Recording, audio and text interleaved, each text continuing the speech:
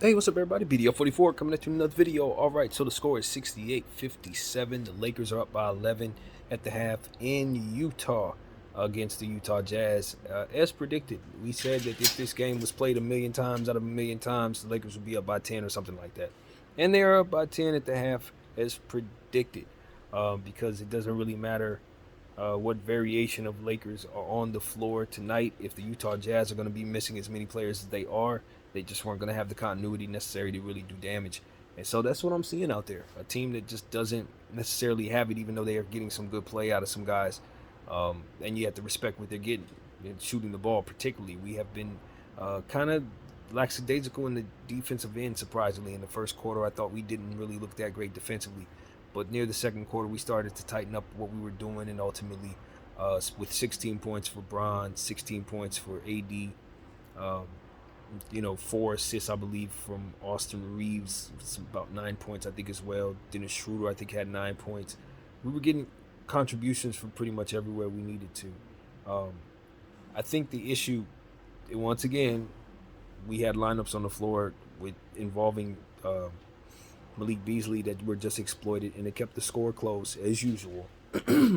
Putting him on the floor is equivalent to playing with our food, y'all. I ain't gonna lie with you. I'm not gonna play with anybody in regards to this.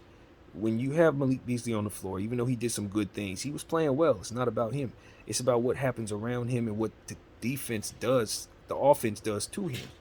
Putting him, just pinning him around screens and stuff. I mean, it became laughable because if you know the game, you understand that the Lakers essentially all they had to do is remove him out of the lineup, put someone taller down there, and you get the effect that we had when we ran the score up after.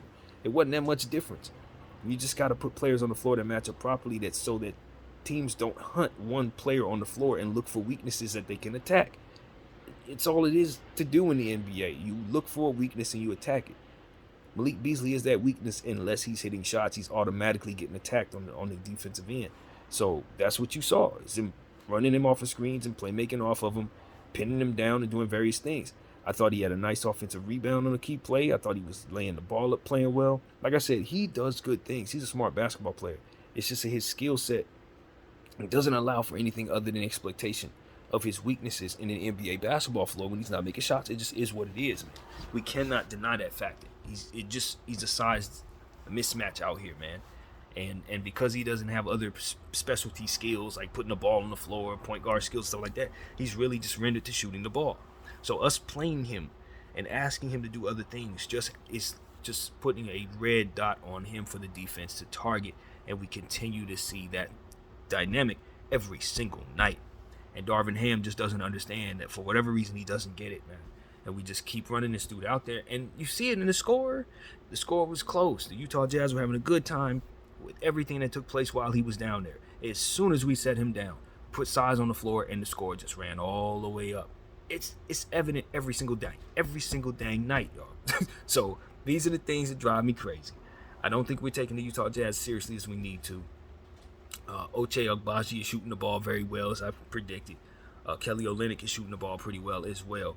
And we just got to play smarter, man. There was a play down there. It was absolutely ridiculous. First of all, we played off of Damian Jones, and I told us not to do that. Let's not play off of Damian Jones from behind the arc. He's hitting threes for the Jazz this year. But he proceeded to have a play that was so ridiculous. We gave him the three-point shot. He didn't take it. He passed the ball directly inside to, I think it was Chris Dunn, for an easy layup.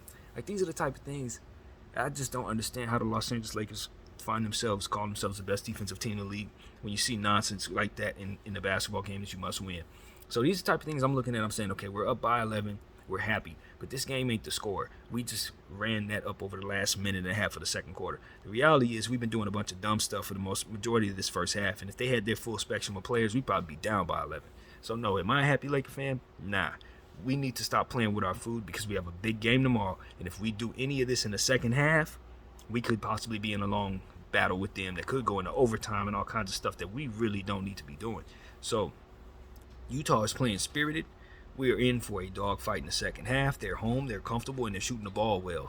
And THT looks like a monster. As I told you guys, he did, dunking the ball and doing all types of stuff. We got lucky, though. I got to give credit to Darvin Ham for using this challenge. THT did a fantastic move where they were calling basically a three-point play off of some type of spin move where he kicked the Dennis Schroeder as he was doing the spin move jump shot that would have been a three-point swing. if he made the free throw. We used our challenge, found that he had given an offensive foul instead off that kick, and of course we were able to get the ball back with a 5-point lead instead of that being a 2-point lead if he makes a free throw. So I like that challenge. It worked for us, and I think that was something we should be able to benefit from. Looking at the score and how they've been able to kind of run it up at this point. So yeah, I want to see the Lakers just tighten up. I like the fact that Dennis Schroeder is shooting mid-range and it's kind of inside teardrop type of shots. We're repeatedly finding him to do that, and it's really working for us. So I want to continue to see him do that. And all in all, Anthony Davis looks great. Like I said, Ron, they both have 16 points, and they look pretty good in this game thus far. So, yeah, man, we need to tighten up defensively. We really do. I like what I saw from Vando defensively. He's playing pretty well, even though he didn't hit his threes we needed him to hit. It's okay. All in all, as long as he's defending the way we need him to, we'll be fine. Keep an eye on Chris Dunn and Sexton, because they have some synergy out there, and they're causing problems for us defensively, particularly to our ball handlers. We got to keep an eye on that. Other than that, we're doing all right, man. Trying to navigate everything without D'Lo. I got our rosters kind of shaken up in rotations we would rather not hike, but overall we're looking pretty good. Got to keep feeding Rui Hachimura as well. He has the hot hand, and Austin Reeves is shooting very well in this game too. We got to feed these guys. So keep running the score up, man, and understand that Utah has a lot of confidence. So that's what I got to say, man. PDL 44. I thank you all for watching. Out.